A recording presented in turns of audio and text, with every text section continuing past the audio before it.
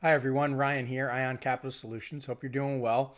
So today we were supposed to have our Facebook Live presentation.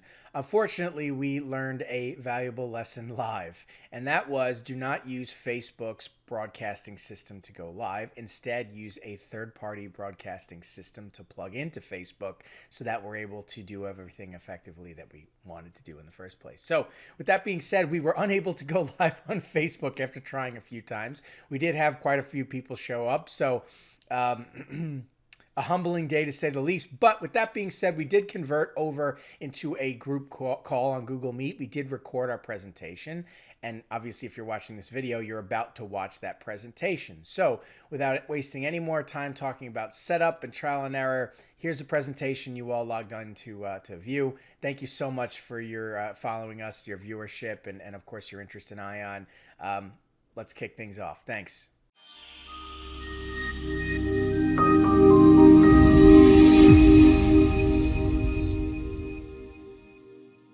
All right, so let's kick things off. For any of our viewers here watching this video, we did attempt to go live on Facebook today, and it did not work out so well. We had a lot of technical difficulties with getting it started, so we'll work on that for next time. But we are going to walk you through the presentation here. We're recording, so obviously if you're watching this, we did end up getting the information over to you. So welcome to our free loan broker training here. We're going to be walking you through the high level of business loan brokering, more specifically commonplace in the loan brokering space. We're going to be discussing some loan calculation on the business funding side, the real estate investment side, the marketing aspect. We're going to be talking about some other bits, as well as sharing information about us here at Ion Capital Solutions. So with that being said, we're going to kick off. I'm here with Christopher Van Buren. Christopher, thanks for being with us today.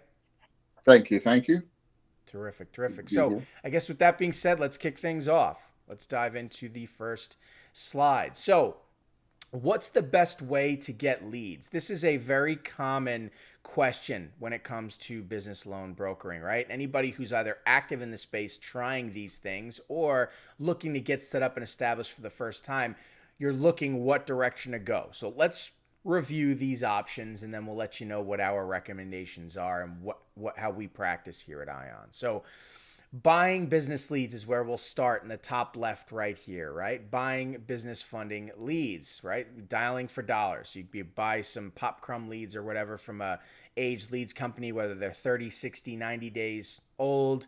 You pull out your phone, right? You pound the phone, you make your 300 to 500 calls a day, call as many businesses as you can, get somebody interested in funding, right? The problem with this methodology is the vast majority of people are doing this, right? Christopher and I have a lot of experience calling and cold calling, and we know, and anybody who's active in this space knows just how often these business owners get calls like this. And the reality is endless solicitation becomes a pest to the client.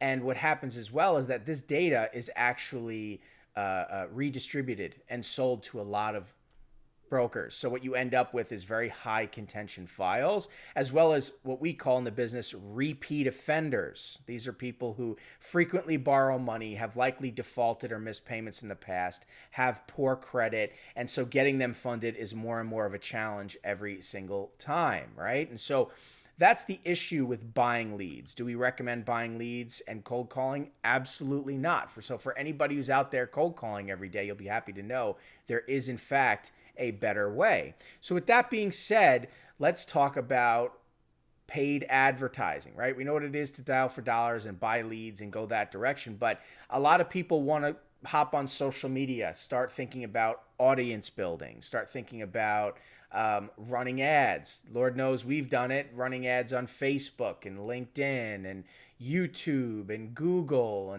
and it sounds good, right? You're going to position an ad. It's a shotgun approach, get it out in front of a ton of business owners in the hopes that they will then be willing to apply with you for funding. The problem with this is it's quite expensive, and it's really more for branding.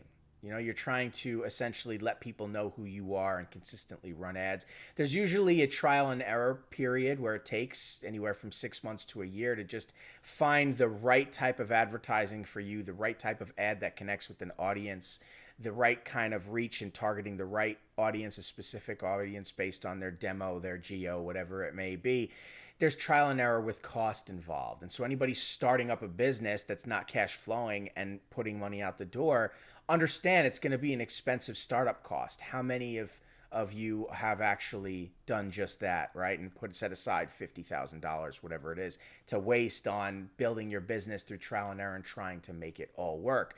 Building a business, something we're going to talk about in a little bit here.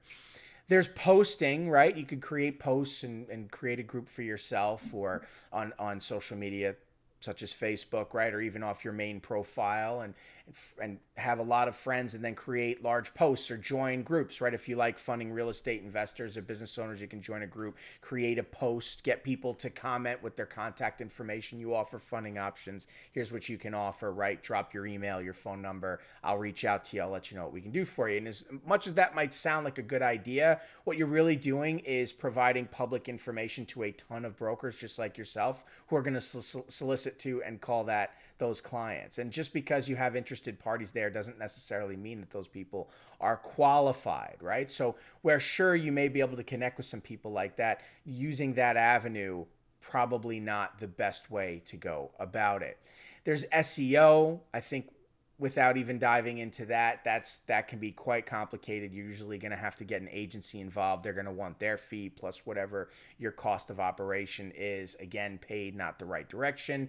There's live transfer leads. Everybody seems to think that those are the best leads right up until they pay for them and actually get them. So that's essentially having a company in another country where they're going to just pound the phones and call people all day, get a business owner on the phone, try and get them to stay on the phone while they're dialing you until they get you on the phone, then they transfer that lead over to you. What you end up with is a very angry customer who doesn't know who they're talking to, why they've been called 15 times that day, and you're paying $20, $30, $40, even $50 for that live transfer lead. And very rarely do they want to talk to you. And if they do want to talk to you, they're not properly qualified. So there's usually an issue with the file. Now, all of these methods can work.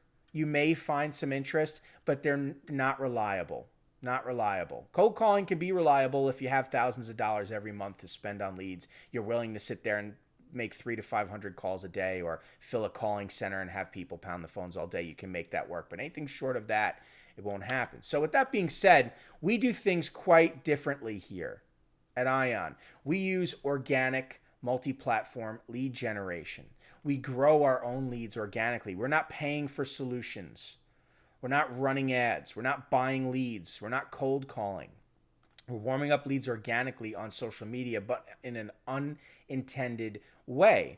When I say unintended, if you were to go on Facebook and you were to generate leads, essentially what you would be doing is you would be generating leads, you would be running an ad, right? So you would say, okay, I want to, I'm going to run an ad. It's going to reach this many people. Here's how many clicks, views I want to have. And there's a dollar amount associated with that, right? Or you're going to post. You create a post, then you can put money behind that post and boost that post. This is the way that Facebook wants you to use their platform. That's the intended way. If you were to go on YouTube, right, they want you to run ads and incorporate Google. And so you're using Google Ads and you have to get that all set up, which is very complicated and it's expensive. These are platforms that you can utilize to gather leads, but there's an intended way that these companies want you to use their platforms.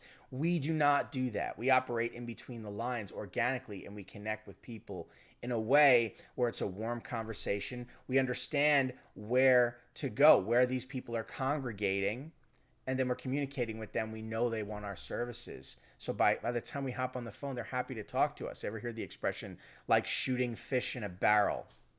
Right? Essentially, we have the fish finder. We know where they are. We're standing over the bow of the boat and boom. That's how we're catching our fish.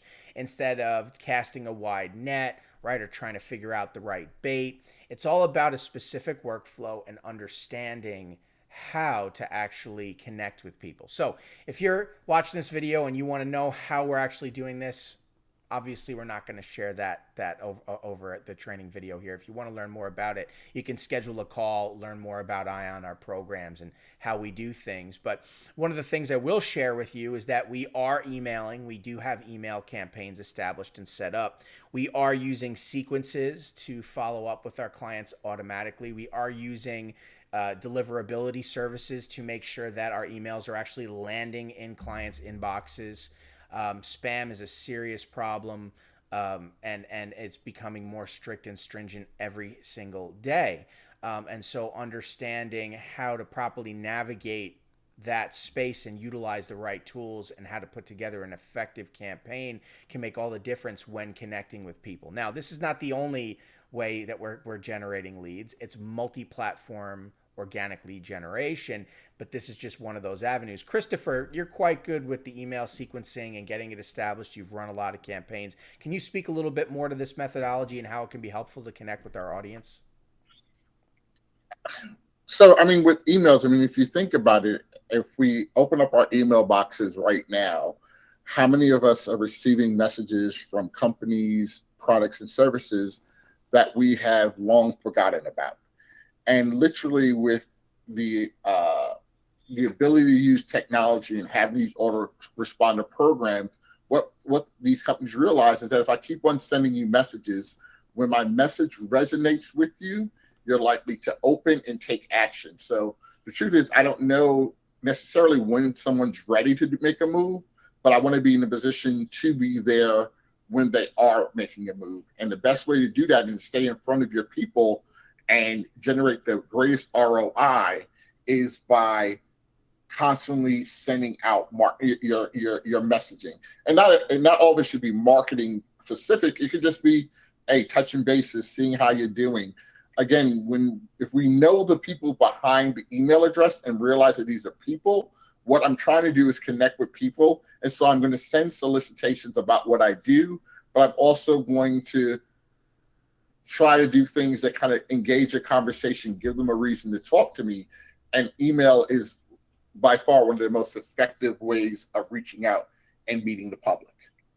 Absolutely. Absolutely. Well said, Christopher. And so one of the ways that we're connecting with our audience is this avenue, and being able to set it up and establish and keep following up with that person and making sure that they're seeing that email is just one of the things that you'll have to focus on in a marketing campaign. Domain health and having an effective domain that will ensure that your emails are being read, that you're not going to end up on spam lists or being blocked from servers is just a piece of the puzzle in building your business as a business loan broker. So again, the topic of building a business, something we'll touch on a little bit here.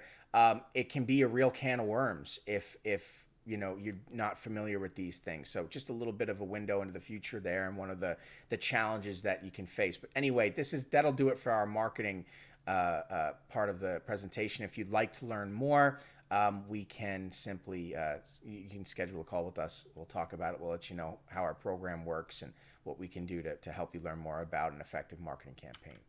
With that being said, I want to hit some MCA funding hacks. There's a lot of you that really get your start in merchant cash advance and trying to establish a business loan brokerage or simply a referral business for yourself to where you can find interested parties, forward them to the lender, and earn a commission, right? And so cash advance is what everybody knows: high interest, short-term loans with daily and weekly payments. Connect with the business, right? See if they need working capital, essentially, right? That's the beginnings of most business loan brokers' journeys. And so let's talk about it, right? There's this expectation out there, especially online, that, hey, it's fast funding, it's easy money, anybody can do it. All you got to do is run an ad or buy some leads, find some interested parties, gather their bank statements and application, forward to the lender, and congratulations, you're a business loan broker. Unfortunately, it's not that simple. That's not how it works. So anybody who's got this in mind, it's not going to happen that way. You may get lucky and strike gold and find somebody who just needs a quick loan, and bang, you earn a commission, and that's great as a side hustle, but there won't be consistency there. It's a little bit more involved. We're going to talk a bit about that here in just a second. But anybody with that mindset of, right, you're going to be a millionaire, all you got to do is forward to the lender, your mission crucial part of the puzzle, and that is qualifying clients and underwriting files that come in. And that's not the lender's job, that's your job as a business loan broker. So very, very important. But with that being said, let's dive into an example, okay? And first, I have one slide I forgot to mention is expectation is the root of all heartache, Shakespeare, okay? Terrific, terrific quote. Definitely speaks to the point here, right? Having this false expectation, this preconceived notion that it's going to be that simple and that easy is going to be a problem. And unfortunately, we have competitors out there who are teaching people this, that it's just that simple, and it's not. It's not. So what it really comes down to in business funding is loan repayment, and can they afford it or not is the bottom line. That's the main reality here. And as business loan brokers, it's our job when connecting with these people to understand, can they afford the loan, right? Understanding right out of the gate that lenders will allow roughly 16 to 18% of a business owner's monthly gross revenue to be paid out to lenders for repayment of a loan. And this includes their own loan, right? Meaning that if a client already had a loan, how much of their monthly gross revenue is going out the door in repayment? And then if the lender's considering giving them another loan behind that, well, what do those add up to, right? And so understanding and measuring for ourselves out of the gate, can a client afford the loan, is everything. We need to have our calculators out on that first initial call. If we don't know these things and we just forward to the lender, we have no idea if what we're spending time on, phone calls and doc trade and submission and back and forth and follow-ups, if any of that's even worth our time. And if we're doing that and we have a bad file, we're literally wasting our time. There's no monetary value associated, right? I mean, let's look at an example of a business loan. A business will need enough revenue to support repayment of a loan based on the allowance of 16 to 18%. Okay, that's our example. So we're talking about a cash advance here, right? It's a $100,000 loan. The average factor is a 138, meaning there's 38% interest on top of it, right? So 38% interest. Broker points is 8 points. That's what we would be charging, right? So please understand that you're going to have the principal, right, which is the loan amount, the interest, right? But then we also have our points. That's what we're charging. That's how we earn as brokers. So when you take 38% and you add another 8 points on top of it, or 8%, you get to 46%, okay, a 1.46 factor, or a 46% interest rate overall for the payback. Okay, what that means is that this client will borrow $100,000 and the cost of that $100,000 will be $146,000. Okay, so with that being said, again, $100,000 paying back $146,000. We need to understand if the client can afford that payback. Well, first we need to understand essentially and measure the percentage of affordability, right? So $100,000 in revenue. That means that they can afford roughly 16 to 18% in monthly payments at a maximum, right? So in other words, $16,000 to $18,000 if they were paying back $100,000, except it's $146,000, not $100,000. So it's going to be more than $16,000 to $18,000 in repayment. But with that being said, we need to first understand the average term of a loan. Well, merchant cash advances are generally within 12 months. The average term is between 6 and 8 months. So for this example, we'll use 8 months. Okay. So with that being said, all you do is take the payback, $146,000, you divide it by 8 months, right? And you're going to get $18,250 a month. Okay. So that's 18.25% of their monthly gross revenue. Okay, so can they afford it? Yes, they can afford it. At an absolute maximum, they can afford to borrow. If they're grossing $100,000 a month, they can afford to borrow $100,000, paying back $146,000. At an absolute maximum, they could afford that payment schedule. Okay, but do they have other loans? Right? Do they have other loans that they're currently paying for?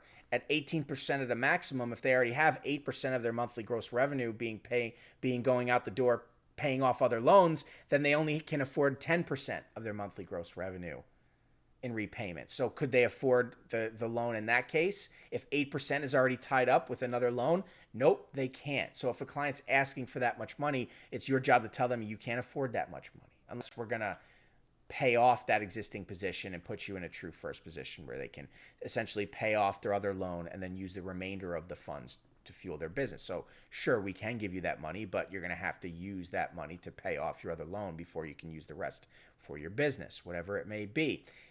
If this is sounding complicated, it should. That's the point. It's understanding this is the complexity around business funding, merchant cash advance, term loans, understanding affordability and how it all connects and how it works. Okay? The other thing to understand is that there's other factors that weigh into this, such as revenue, right? If we're looking at revenue with a client, we pull up their bank statements and we see deposits at the top and it says they're doing $100,000 a month in deposits. That doesn't necessarily mean that it's revenue.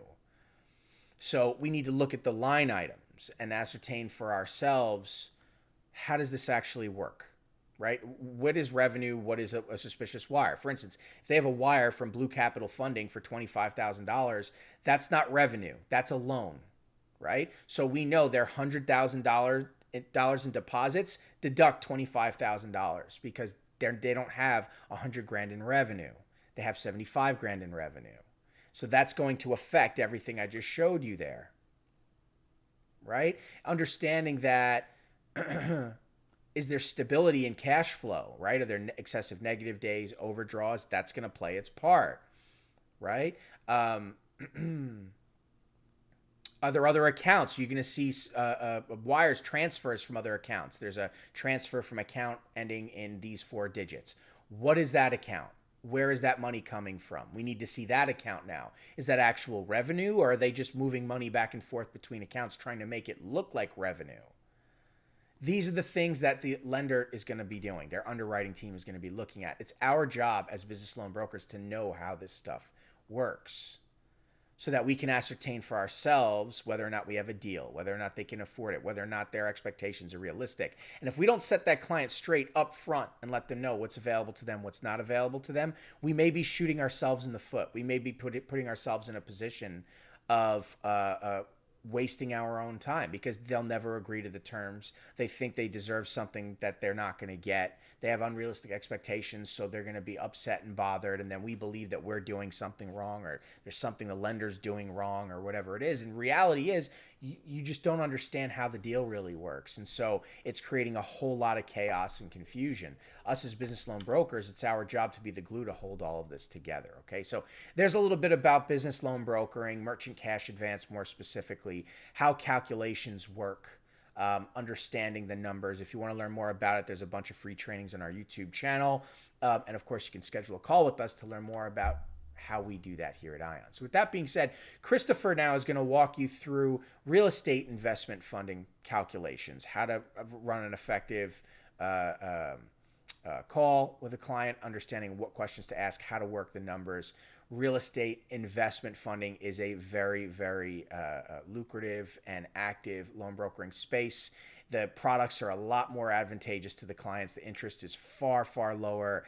We're not dealing with the toxic merchant cash advance. There's lots of ways to earn a commission, and hopefully you'll all learn that you don't just have to push a high-interest short-term loan with a daily payment to make money in this space. There's lots of ways to do that. So with anyway, Christopher, please take it away.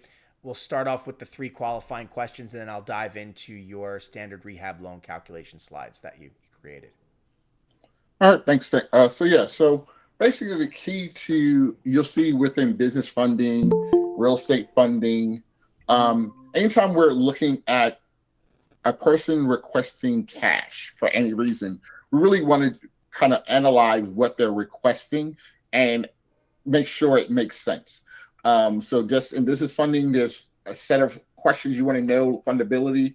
It works the same way in real estate. We want to make sure that what a person's requesting, that they have the experience and capabilities of handling that project. And as consultants, our job is to lead them in directions where they can have the most success. So rule of thumb, when I'm talking with someone and they're talking about they're interested in real estate, one of the main things I want to get a roughly idea is about how much cash they're working with. Because in real world terms, money makes money. So when someone's saying I want to do a project, automatically in the back of my mind, my simple math is, if you tell me what the purchase price is, you tell me what your rehab budget is, that's your total cost. I'm going to say, okay, you need to cover 30% of that number. And the way that 30% is allocated will be between down payment, closing costs, reserves, and the ability to start your rehab. Because the truth of the matter is, when a person does a rehab loan, the bank doesn't say, well, here, take the money and do whatever you want. They get the money, they get repaid money they put out. So when I'm looking at someone's fundability, I want to make sure that they can afford the project, not only the down payment, not only their closing costs, but could they handle making mortgage payments for 6 to 12 months?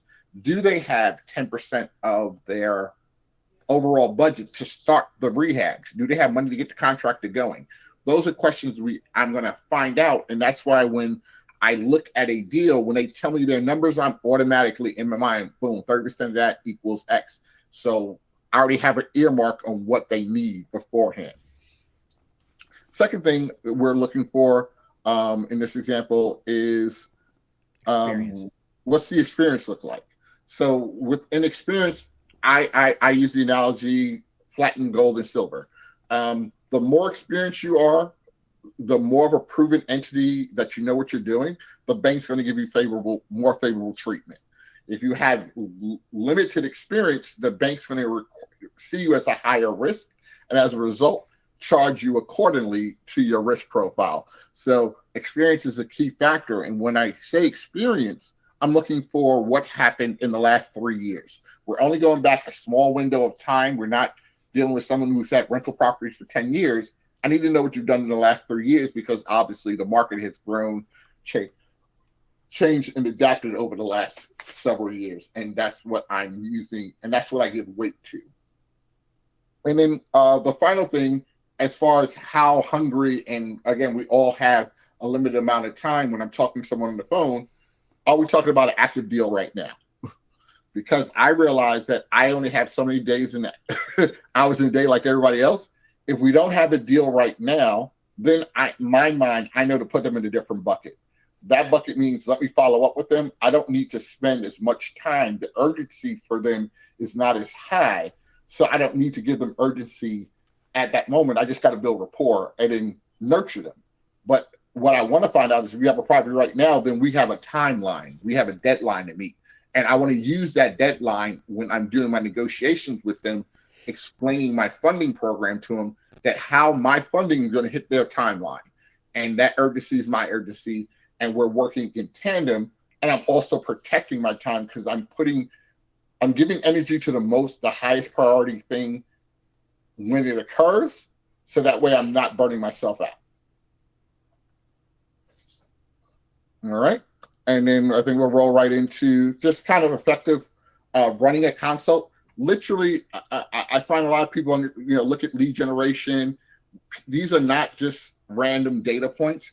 Really, instead of going shotgun, be an assassin. Learn the people you deal with. You don't have to deal with a lot of people to make money, but if you work and get to know who's behind the email address, who's behind the phone number, you're going to have more than enough opportunities to win business and be successful in this industry. These are real people, not just email addresses. And the quicker you can get to learn who they are as a person or as a business person, the sooner you're going to be able to have success in doing your brokering. I'm sorry, doing two things. All right, so property one. So let's go with the first questions that I usually ask. Do we have a property in mind? If not, do we have a zip code on where you like to do your work at? Because what I'm looking for is different properties are looked at more favorably than others. If the property is in a rural state, I can kind of cut that interview a little bit shorter, because I know I don't do a lot of things in a rural area. Or if I'm looking at an area that, say, has a high crime rate, I realize that I might be limited into lenders that might want to deal with a certain geography based off of their crime score. So again, knowing where an investor works at gives me a lot of insight on how I'm going to submit and what lenders I'm going to go to, because again, there's a lender for every buyer, but my job is to know what that lender is. Next questions are purchase price, renovation budget, property value, ARV. What am I buying it for? What's my rehab budget? Those two numbers are my total costs. Usually the current value of the property is the same as the purchase price, but sometimes that's not the case. And then finally the ARV, because the ARV, I need to know what the property is going to be worth after you repair it, because I'm doing all my math on the first two sets of numbers and that last number are where I do my math at. We can go to the next slide. So, simple formula. Tell me your purchase price. I add your rehab budget. That's your total cost, total loan to cost. What am I really spending out of pocket? I don't care if the house is worth $300,000. If you're buying it for $100,000 with $50,000 out of the rehab, my numbers are based off of $150,000, not $300,000. So we only lend on your true costs, not if there's additional equity. We don't lend on the additional equity. We lend on what you're spending on contract. And then that's the first equation. The back half is that I look at the total cost of the project and I look at the ARV. And then when I look at the ARV, I take a percentage of that. And what I'm looking for is to see which number is smaller, because that's what the bank's going to lend. They'll lend up to the LTC to a certain value or the ARV, whichever is lower. So there's two sides of the scale. The bank chooses the safest part, the safer side.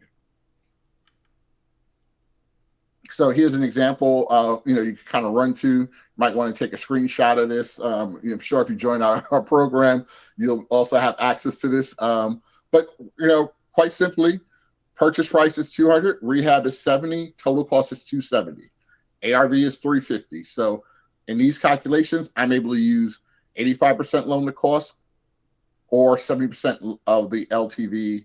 So when I'm looking at how my loan is based, my loan is going to be based off of the 270 times 85%. That's the loan amount that I can get off of cost. Then I take a look at what I'm doing from there is from that 229, the bank always holds an escrow 100% of the rehab budget. So 229 minus 70, 159. So when we look at 159 divided by the 200 sale price, we see that it falls within the 80% bracket. When we look at the LTV ARV calculations, 229 divided by 350, we see we're at 65%. So when we look at this overall equation, we know that this will be green light on either side of the lender's equation, because the 229 loan amount is supported both by the cost estimate of the work and the actual repair value of the work. And then it's just real simple. You take your purchase price minus what monies the bank's lending you towards the purchase. You subtract those two, and that tells you how much equity you need. In this case, they need $40,000. So real simple. If you look at it a couple of times, play around with the numbers, play around with the calculations, you'll kind of get the hang of it.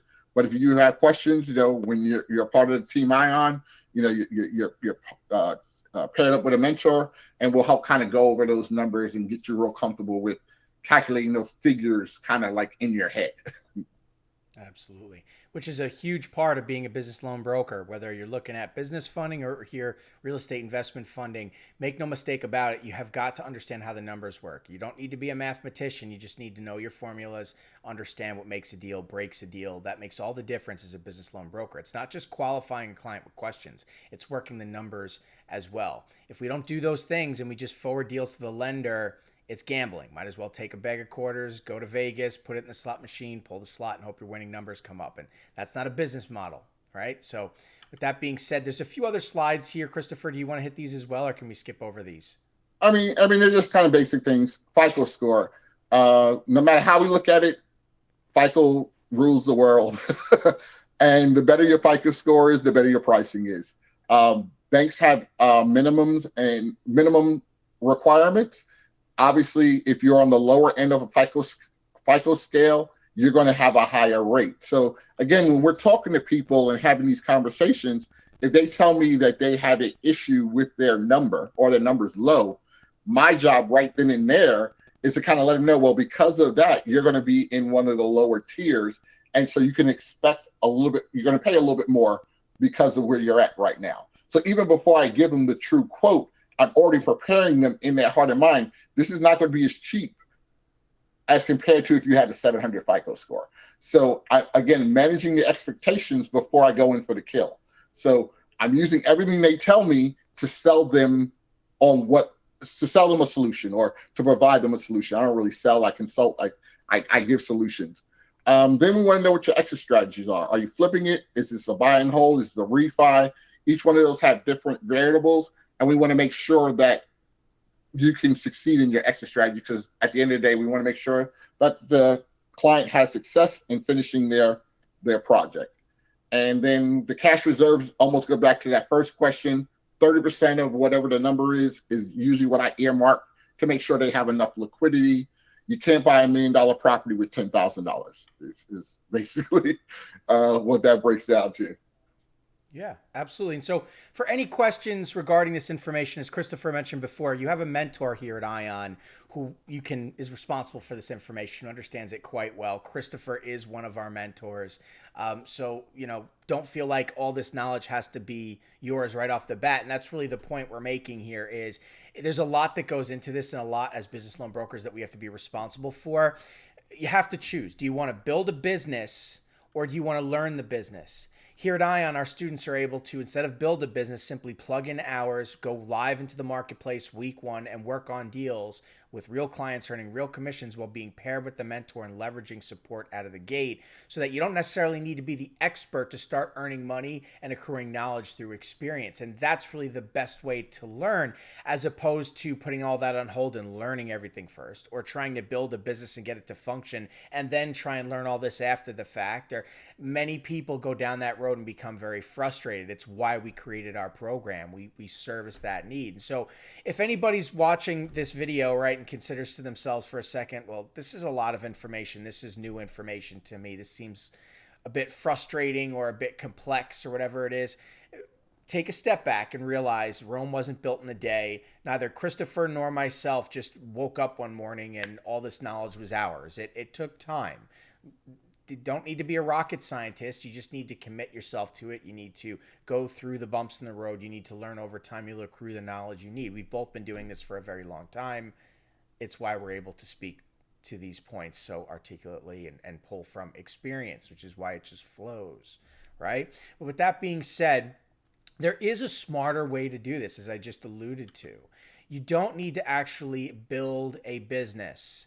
We do not recommend building a business. The whole, there's other programs out there that'll say anyone can be a business loan broker. Just build a website and sign up with some lenders and run an ad or buy some leads and cold call and find some interested parties and forward to the lender and congratulations, you're a loan broker. I'm sorry, but those guys are completely full of it. That is not the profession of business loan brokering. We need to provide expert consultation to our clients. We need to properly vet those clients, them as business owners, their entity itself, their financials, their cash flow, their assets, their liquidity, the deal itself. We need to calculate affordability. This is what our lender partners are expecting of us so that we submit good deals to them that can be funded. What they don't want is for us to just to give any old person who says, I need money, and we say, sure, no problem. Send me your bank statements and application and just forward to the lender and hope that the deals works out. That wastes everybody's time. It creates all kinds of confusion. And trying to build a business around that and buy an expensive CRM and build a website and try and get set up with the lenders and all the agreements and get all that established and then pay for leads and cold call and reach out to clients. It's like trying to perform surgery with a blindfold on. Imagine if I told you for a minute that anyone can be a surgeon. Just go get a white coat and some surgical equipment and go find some sick people on the street and bring them back home and start cutting them open and cut out the cancer. When you think about it that way, it's kind of ridiculous, And so don't try and build a business. Don't try and operate a business without experience. You need to be surrounded with experience and support. If we wanted to get involved in the insurance business with no experience, we'd go take a job. We start at entry level. We learn how it works. We work our way through different departments. We all know that to be true. That's indicative of the way life works. Now, we've worked out a system here at IAM where we can streamline that process. You can go through all of that experience and training while earning money. It's not a job, right? You're not being locked in anything. There's no exclusivity or anything like that. But it's an expedited journey for you to learn front-end marketing, front-end sales, back-end underwriting and processing, team management, data management, lender management negotiation, client management negotiation and sales, how a brokerage functions and operates, all the nuance surrounding these things. You're surrounded with support. You have a mentor working with you and your clients on deals. You're earning while you're learning. You're active in the marketplace right away. You're generating leads for free. This is what you want to learn. This is the business. And through experience, you will accrue knowledge. And that's the best way to learn. So if this interests you, please reach out, schedule a call. So sorry again for those of you who watched this video and you tried to join our live presentation on Facebook. The lesson that Christopher and I learned is do not try go live on Facebook utilizing their live software. Instead, we should be using a third-party broadcast system and plugging in, and that way we'll get what we want. So trial by error, isn't that the point? We've learned that ourselves, so everybody learned a bit of a lesson today. But with that being said, that's going to do it for this call. Christopher, thanks again so much for being with us today and helping us, walking us through those standard loan calculations. Any other bits of information you want to share before we log off? No, just, looking forward to working with the people who are ready to take action. We really do lay out, not just say a blueprint, but we really give you action items. And if you're true to the items that we show you and put those into place, you'll get all the support and you'll see tremendous levels of success. Absolutely. Well said, Christopher. Thanks, everybody. Good luck on your deals. Good luck in your loan brokering journey. We're only a phone call away. Thanks for your time. We'll catch you in the next video.